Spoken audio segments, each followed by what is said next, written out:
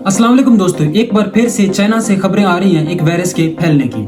पिछले कुछ दिनों में सोशल मीडिया पर कई ऐसे वीडियोस वायरल हुए हैं जिनमें चाइना के हॉस्पिटल में बहुत बड़ी संख्या में मरीज देखे जा सकते हैं। इन मरीजों में फ्लू जैसे सिम्टम देखे जा सकते हैं। कहा जा रहा है कई जगहों पर हॉस्पिटल्स ओवरवेल्ड हो चुके हैं। लोगों की भीड़ अस्पतालों में दिखाई दे रही है। सबसे बड़ा डर लोगों में इस बात का है, क्या एक बार फिर से कोविड-19 की कहानी दोबारा दोहराई जाएगी। आज से 5 साल पहले जब कोरोना वायरस फैला था, उसका ओरिजिन चाइना के एक वुहान शहर की मार्केट से हुआ था।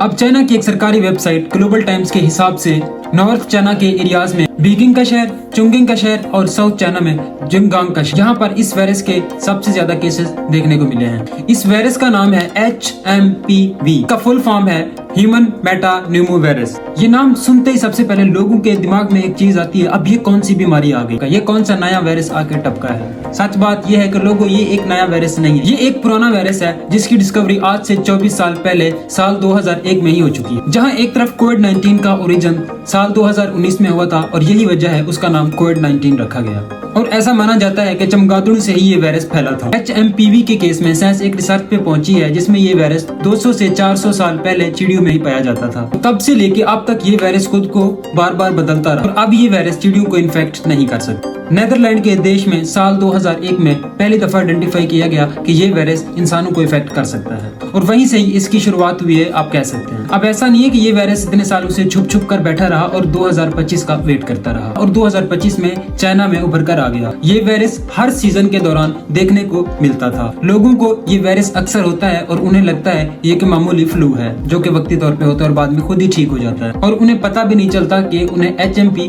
वायरस हुआ था। यही कारण है कि इसे एनोनिमस वायरस भी कहा जाता है। ये एक रेस्पिरेटरी वायरस है।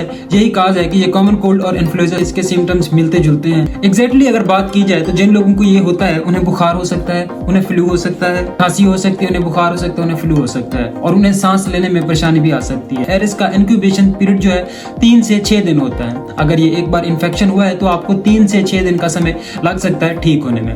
जब ये बीमारी आपको होती है तो ये इस चीज के ऊपर डिपेंड करता है कि आप कितने ज्यादा बीमार रहेंगे और कितने दिन बीमार रहेंगे, कि इन्फेक्शन आपको कितना सीरियस हुआ है और आपकी हेल्थ कैसी और आपका इम्यूनिटी सिस्टम कैसा है। बच्चों और बुजुर्ग लोगों को ज्यादा सीरियस कॉम्प्लिकेशंस देखने को मिलती हैं जिसकी वजह से उन्हें निमोनिया भी हो सकता है। दिलचस्प बात देखिए, यूके की एक यूनिवर्सिटी एस्ट एंजिलिया के एक प्रोफेसर पोल हंटर के हिसाब से 5 साल से कम उम्र के बच्चों को ऑलमोस्ट HMP का वायरस एक ना एक दफा जरूर इफेक्ट करता है और उसके बाद जिंदगी भर उन्हें री इन्फेक्शन भी होते रहते हैं। इतनी कॉमन है ये बीमारी। इस वायरस के फैलने का तरीका भी वही है जो कॉमन कोल्ड और फ्लू जैसी बीमारियों के फैलने का तरीका है। ये वायरस खांसी और छींक से निकली बूंदों से फैलता है, यानी कि ड्रॉपलेट से फैलता है, या फिर किसी इन्फेक्टेड आदमी ने अपने मुंह, नाक को छुआ और किसी सरफेस को जाके टच किया और उसी कंटामिनेट सरफेसेस को आप जाके टच करते हैं तो वहां से ये वायरस फैलता है। इससे आप समझ सकते हैं कि आपको जो प्रिकॉशंस रखनी होगी वो क्या होंगी और आपने किस तरह से इस वायरस से खुद को बचाना है। Director general of health services doctor Atul Goyal के हिसाब से HMP वायरस से अगर कोई इन्फेक्टेड है तो उसे डिस्टेंस मेंटेन करना चाहिए।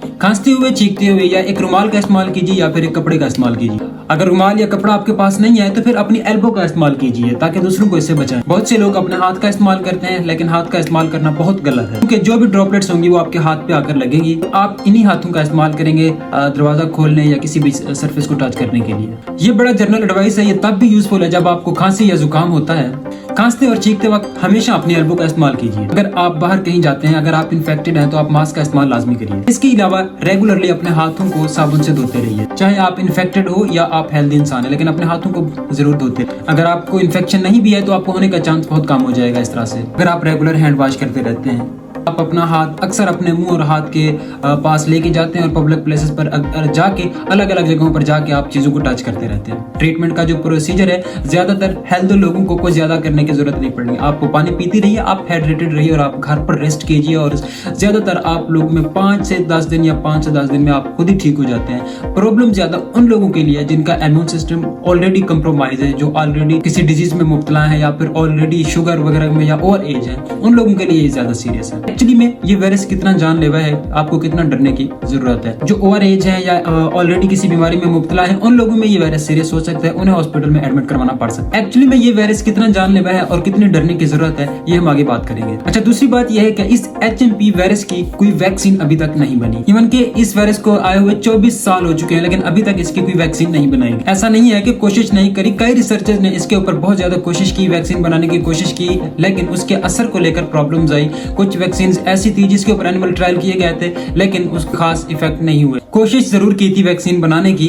वैक्सीन की सेफ्टी और उसके असर को लेकर प्रॉब्लम आई थी। कुछ वैक्सीन ऐसी थी जिनके ऊपर एनिमल ट्रायल्स किए गए थे, जानवरों के ऊपर इस्तेमाल किया गया, कुछ जानवरों को दी गई और उनमें देखा गया उनका लॉन्ग इन्फ्लेमेशन बदतर से बदतर हो गया। ह्यूमन ट्रायल्स तक तो बात पहुंची ही नहीं, इसकी बात तो जानवरों पे आके ही खत्म हो गई थी। एक तो ये मसला सेफ्टी का था और दूसरा मसला और लॉन्ग टर्म इम्यूनिटी मिलना डिफिकल्ट रहा है। कॉमन कोल्ड और खांसी एक ऐसी बीमारी है जो हर साल लोगों को 1 या 2 बार जरूर होती है। जानते हो ऐसा क्यों है? क्योंकि कॉमन कोल्ड किसी एक वायरस से नहीं होता। 200 से ज्यादा डिफरेंट वायरसेस हैं जो कॉमन कोल्ड, खांसी और इन्फ्लुएंजा के काजेस बनते हैं, क्योंकि ये वायरस कांस्टेंट म्यूटेट करते रहते हैं, जिससे आपको लॉन्ग टर्म तक इम्यूनिटी नहीं मिलती। यही वजह है कि कॉमन कोल्ड की भी कोई वैक्सीन एग्जिस्ट नहीं करती। इसमें घबराने की बात नहीं है, क्योंकि बहुत से साइंटिस्ट का मानना है खांसी और जुकाम आपके इम्यून सिस्टम को एक्टिव और रिस्पॉन्सिबल रखता है। अब सवाल यहाँ पे ये पैदा होता है कि अगर ये प्रॉब्लम इतनी बड़ी नहीं है तो फिर चाइना में क्या हो रहा है? Recently Chinese centre for disease control and prevention का रिसेंटली अभी मानना है कि रेस्पिरेटरी इन्फेक्शन बढ़ रहे हैं, जिसमें HMPV भी है।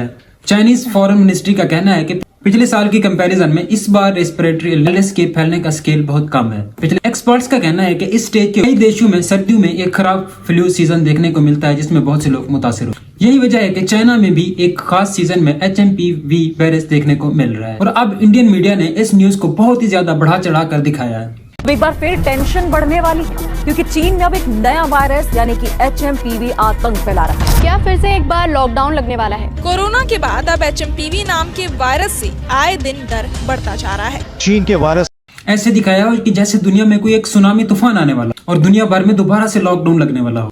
एक एक केस न्यूज में रिपोर्ट किए जाने लगे और एक एक केस की तफसील सामने आने लगी। का पहला केस बेंगलुरु में HMPV has now been detected in an 8-month-old child at a private hospital in Bengaluru.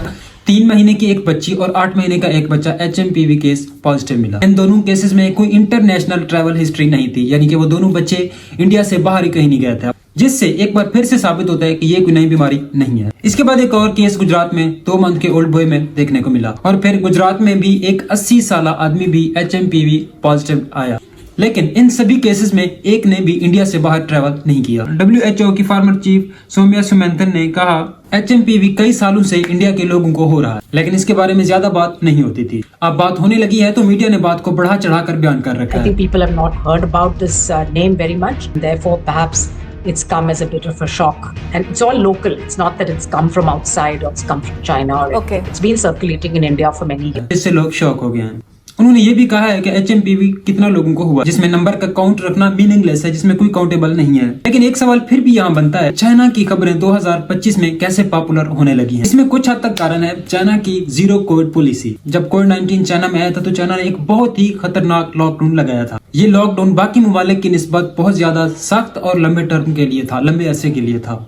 इसी वजह से वहां के लोगों को काफी अरसे तक वहां पे कोविड का कोई एक्सपोजर नहीं हुआ था। कोरोना से हट के बाकी जो रेस्पिरेटरी वायरसेस हैं उनका एक्सपोजर भी नहीं हुआ। इम्यून सिस्टम को एक्टिव और रिस्पॉन्स बनाने के लिए उन्हें कोई फ्लू फीवर नहीं हुआ। 2023 की पहली सर्दियां थी जहां में चाइना से लॉकडाउन को हटाया गया। यही वजह है कि चाइना के अवाम को एकदम बहुत सारे वायरसेस और बहुत सारे रेस्पिरेटरी डिजीज का एक्सपोजर मिला और एकदम से अलग अलग तरह की बीमारियों के केसेस बढ़ने लगे। लंबे अरसे में इन पैथोजेनस कॉन्टेक्ट में ना आने के सबब यानी नेचुरल इम्यूनिटी में डेफिशिएंसी देखने को मिली।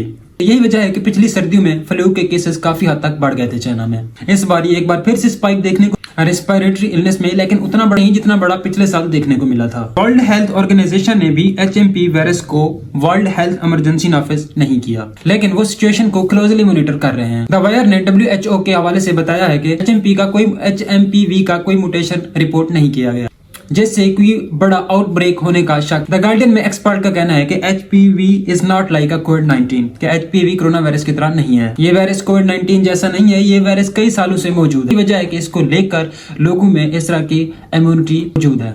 अब जो लोग इस वीडियो को देख रहे हैं, इसका भी एक बड़ा हाई चांस है आप में भी ऑलरेडी इम्यूनिटी होगी इस HMP वायरस के खिलाफ। डॉक्टर अनीश जो करेला वन हेल्थ सेंटर के नोबल ऑफिसर हैं, उनका कहना है जब बच्चे 5 साल और उससे ज्यादा उम्र के हो जाते हैं तो इस वायरस से काफी ज्यादा इम्यूनिटी हासिल कर चुके होते हैं। डॉक्टर गगनदीप कांग का कहना है कि इस वायरस का दोबारा इन्फेक्शन हो सकता है, लेकिन आमतौर पर इस वायरस का हल्का इन्फेक्शन होता है। ये वायरस या तो छोटे बच्चों में या उन लोगों में खतरनाक हो सकता है जिनके लंग्स ज्यादा खराब हो चुके हों, यानी क्रोनिक ऑब्स्ट्रक्टिव पल्मोनरी डिजीज, या फिर जिनकी इम्यूनिटी कमजोर हो। बाकी लोगों में लंबे अरसे तक खांसी देखने को मिल सकती है। तो बात करेंगे कि ये कितना डेडली है। मेडिकल जर्नल द लैंसेट में पब्लिश की गई एक स्टडी में देखा जा सकता है 2018 में HMPV से कुल 16,100 लोगों की कुल डेथ हुई थी, जिनमें से 65% 6 महीने से कम उम्र के बच्चे थे। यानी ज्यादातर लोग जो इस वायरस की वजह से मारे जा रहे हैं वो 6 माह से कम उम्र के बच्चे ही हैं। इस पेपर के मुताबिक 1 साल से कम उम्र के बच्चे HMPV वायरस से ज्यादा मुतासिर होते हैं।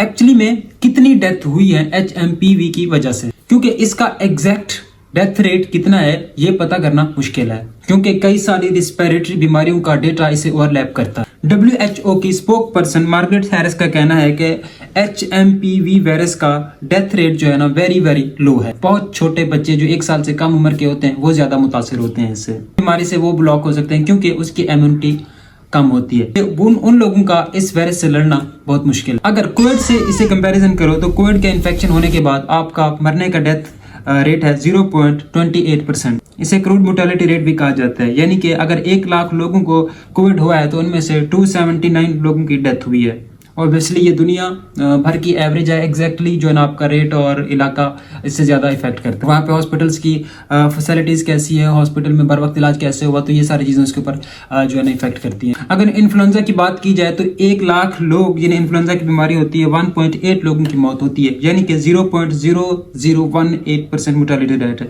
अगर वहीं पे इन्फ्लुएंजा और निमोनिया के डेटा को देखा जाए तो वहाँ पे 1 लाख में से 14.1 की डेथ होती है, यानी कि 0.014%। HMPV के केसेस में हमें एग्जैक्ट डेथ रेट का पता तो नहीं है, लेकिन इन नंबर्स को देख के आप अंदाजा लगा सकते हैं, क्योंकि HMPV का मोर्टेलिटी रेट इन्फ्लुएंजा और निमोनिया के ज्यादा करीब हो सकता है और कोविड-19 से दूर तक उसका कोई ताल्लुक नहीं। कुल मिला के अगर देखा जाए कि डिफरेंट न्यूज पर इस वायरस को लेकर जितना उजागर किया जा रहा है उतना ये वायरस है नहीं। बात सच है कि चाइना से रिलायबल इंफॉर्मेशन बाहर आ पाना बहुत मुश्किल, क्योंकि वहां पर सेंसरशिप बहुत ज्यादा है। चाइना की वेबसाइट वेबो का एनालिसिस किया तो पता चला कि चाइना HMP वायरस के ऊपर क्या बात कर रहा है।